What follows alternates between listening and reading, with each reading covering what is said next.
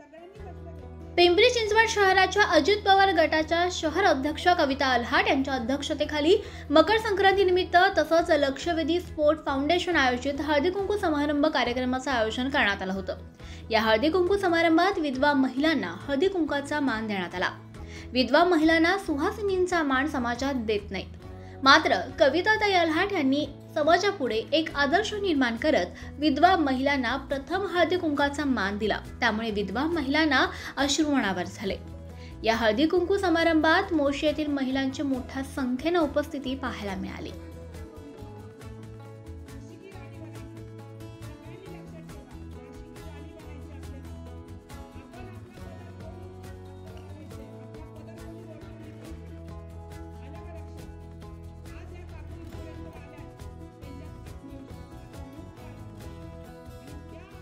प्रथम सगळ्यांना नमस्कार आणि मकर संक्रांतीच्या खूप खूप शुभेच्छा।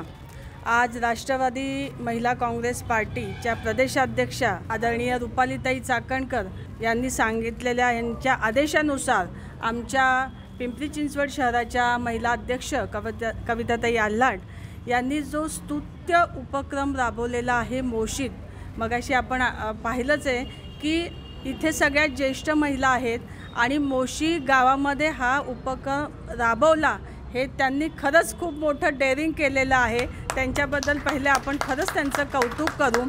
खरं तर कसं असतं, तर आत्ता हे जे समाज बदलण्याचा जो हा उपक्रम आहे, घरामध्ये सुना असतात, इथे सगळ्या मला बऱ्यापैकी सासवा दिसतात।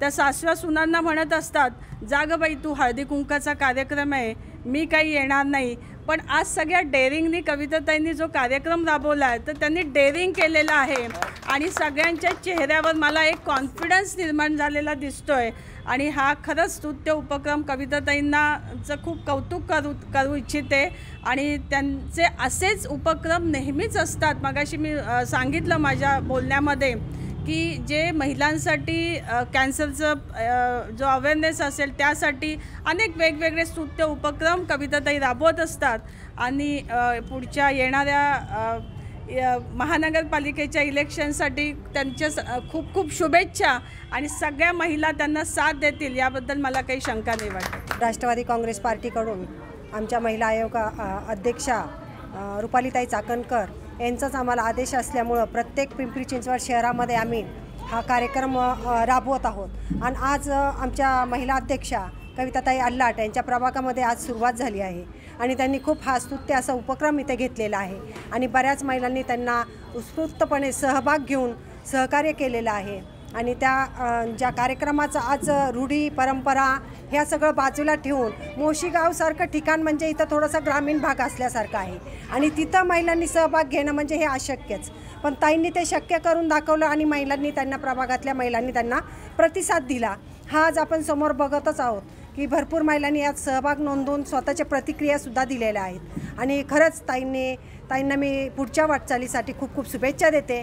ताईंनी आज इतका युनिक कार्यक्रम आयोजित केलेला आहे तर काही शब्दात बोलू शकत नाही आम्ही तर खरंच, पण ज्या विधवा महिलांना ताईंनी आज इथं बोलून त्यांना हळदी कुंकू लावून त्यांचं मनोगत व्यक्त करून ताईंनी त्यांचा जो आनंद आज त्यांना दाखवून दिलेला आहे की त्यांना पण वाटतं की आपण आहोत आज समाजात आणि काहीतरी करू शकतो आणि पुढे जाऊन आपण त्या कोणत्याही लग्न समारंभात किंवा कोणत्याही कार्यक्रमात ताईंनी जसं सांगितलं आहे की नाही त्यांना पण कोणीतरी पुढे येऊन पुढाकार घेऊ देत, तसं त्यांना आज असं वाटलं आहे की नाही आम्ही आज पुढे आहोत, आम्ही कधीच मागे राहणार नाही। इथून पुढे आमची ओटी भरली जाईल, इथून पुढे आम्हाला सौभाग्यवतीचा मान दिला जाईल आणि आम्ही पण आज ह्या जगात आम्ही खूप सौभाग्यवतीसारखं राबणार आहोत।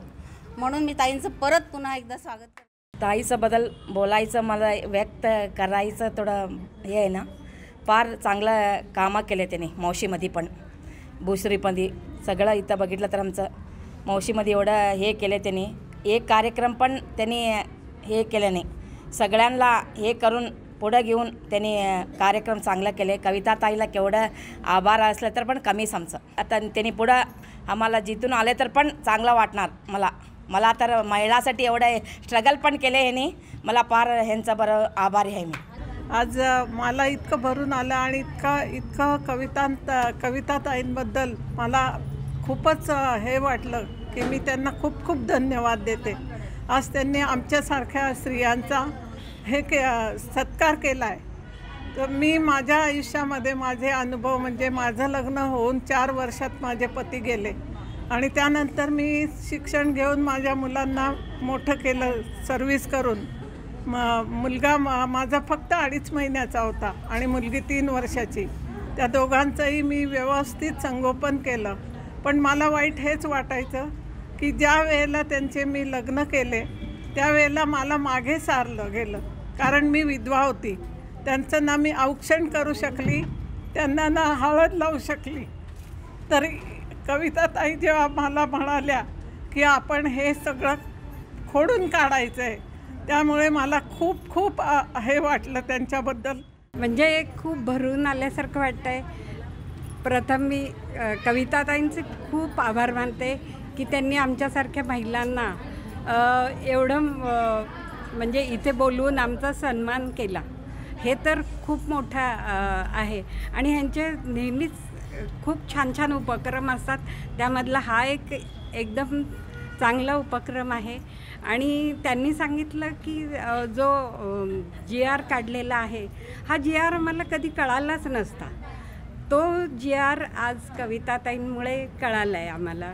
तर त्यामुळे आम्ही म्हणजे जो सन्मान झाला त्याबद्दल मला खूप खूप छान वाटलं. खरं तर राष्ट्रवादी काँग्रेस पार्टी पक्ष हा छत्रपती शिवाजी महाराज त्याचप्रमाणे फुले शाहू आंबेडकर यांच्या विचारांवरती चालणारा हा पक्ष आहे. आणि या पक्षाची विचारधारा पूर्णपणे आपले जे महापुरुष होऊन गेलेत त्यांच्या विचारधारेवरती सगळे आम्ही जण काम करत आहोत. परंतु हे काम करत असताना आमच्या महाराष्ट्र राज्य महिला आयोगाच्या अध्यक्ष प्रदेशाध्यक्ष रुपालीताई चाकणकर यांच्या वतीने हा पूर्ण महाराष्ट्रभर हा उपक्रम चालू केलेला आहे, सन्मान तिचा सन्मान पूर्णांगिनीचा. खरं तर आमचे राष्ट्रीय अध्यक्ष माननीय उपमुख्यमंत्री अजितदादा पवार, त्याचप्रमाणे प्रदेशाध्यक्ष सुनीलजी तटकरे साहेब यांच्या नेतृत्वाखाली आम्ही जेव्हा काम करतो तेव्हा आम्हाला जे बळ मिळतं काम करायला, तेच बळ आम्हाला आमच्या प्रभागात असेल किंवा आमच्या शहरावरती पिंपरी चिंचवडमध्ये असेल तर ते आम्हाला उपयोगाला येतं. खरं तर ज्या समाजामध्ये रूढी परंपरागत चाललेल्या आहेत, काही रूढी चांगल्या आहेत पण काही रूढी अशा आहेत की त्या मनाला वेदना देऊन जातात. परंतु एक स्त्री जर स्त्रीच्या नावाने जन्माला येते आणि तिचा मृत्यूसुद्धा स्त्रीच्याच नावाने होतो, पण तिला मधल्या ज्या कालखंडामध्ये तिला काही अडचणींना सामोरं जावं लागतं. त्याच्यामध्ये काही तिला विधवा म्हणून हिणवलं जातं. काही ठिकाणी ज्या ठिकाणी सांस्कृतिक कार्यक्रम असतील किंवा आपले जे लग्न समारंभ असतील त्यामध्ये तिला तिथं उठवलं जात नाही, कुंकू लावायला उठवलं जात नाही. त्यावेळेस तिचा जो अपमान होतो, पण तो समाजाने कुठंतरी तिला पुढाकार घेऊन तिला ते समाजामध्ये मानाचं हक्काचं स्थान दिलं पाहिजे, यासाठीचा हा उपक्रम आहे. खरं तर मी म्हणेल की हळदी कुंकूची 2 बोटं त्या विधवा महिलेला जर लावली म्हणजे आपल्या महाराष्ट्र शासनाने GR काढला आहे. महिला आयोगाच्या अध्यक्ष रुपालीताई चाकणकर यांच्या अधिपत्याखाली हा GR जो निघाला आणि त्याच्यामध्ये पूर्णांगिनी हा शब्द त्या महिलेला वापरला गेला पाहिजे, अशा तत्वावरती जेव्हा आम्हाला सांगितलं गेलं त्यावेळेस आम्ही पूर्ण महाराष्ट्रभर पिंपरी चिंचवडमध्ये आम्ही हा उपक्रम राबवत असताना त्या महिलेला तिची हळदी कुंकवाची 2 बोटं जी हिऱ्या मोतीपेक्षाही तिला मानाची ठरतात ती देण्याचं काम आम्ही आज या ठिकाणी करत आहोत. का त्या समाजाने तिला नाकारलं, का समाज तिला प्रत्येक वेळेस मागे ठेवतो, तिचा त्याच्यात दोष नसतो.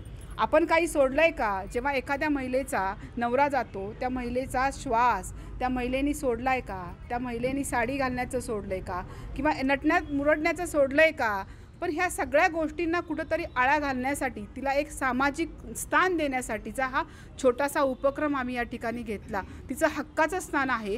जेव्हा 5वीमधील मुलगी असते तिला आपण हळदी कुंकू लावतो त्यावेळेस ती सौभाग्यवती नसते, परंतु जेव्हा तिचं लग्न झाल्यानंतर तिला हळदी कुंकू लावतो त्यावेळेस ती सौभाग्यवती असते. मग ह्याच हळदी कुंकवामध्ये फरक का? आणि नवरा गेल्यावरती तिने हळदी कुंकू लावायचं नाही ही रूढी कुठली? तर ही समाजाला मान्य झाली पाहिजे की बाबा ह्या सगळ्या गोष्टी बदल झाला पाहिजे. एखाद्या ठिकाणी एखाद्या महिलेचा नवरा अपघाती मृत्यू पावतो त्यात त्या महिलेचा दोष नसतो, परंतु ज्या यातना तिला त्या ठिकाणी तिच्या त्या नवऱ्याच्या स्मशानामध्ये होत असतात, जेव्हा नवऱ्याचा देह जळत असतो आणि त्या महिलेच्या अंतःकरणामधून तिच्या ज्या वेदना निघत असतात त्यावेळेस 5 जणींनी यायचं, हळदी कुंकू लावायचं आणि तेच कुंकू 5 जणींनी पुसायचं, हा समाजाला मान्य आहे का? एक स्त्री म्हणून मला तर मान्य नाही, कारण हे अतिशय दुःखद असं हे तिला झालेलं असतं आणि त्यातून त्या 5 जणींनी येऊन तिचं हळदी कुंकू पुसायचं, एकीने येऊन मंगळसूत्र तोडायचं, बांगड्या तोडायच्या, जोडवी काढायची.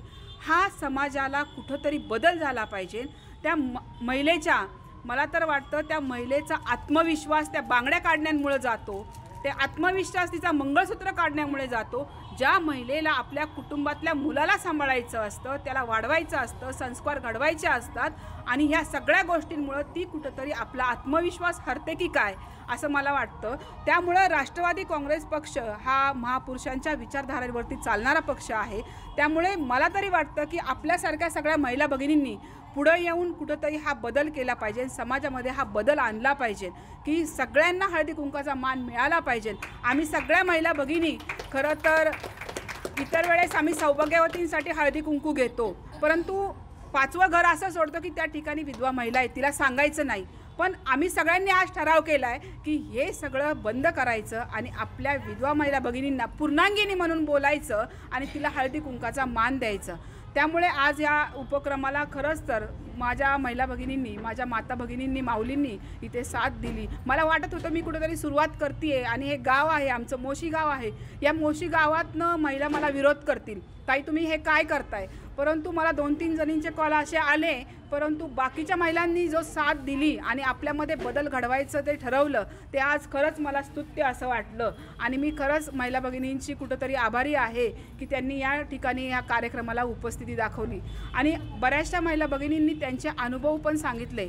खरं तर तिचा दोष नाहीच आहे, हा कुठंतरी नियतीला जन्माला आला म्हणजे मृत्यू हा अटळ आहे, हा कोणाच्या हातात नाही. त्यामुळं आपण कोणालाही कोणत्याही गोष्टींनी हिनवू नये असं मला वाटतंय.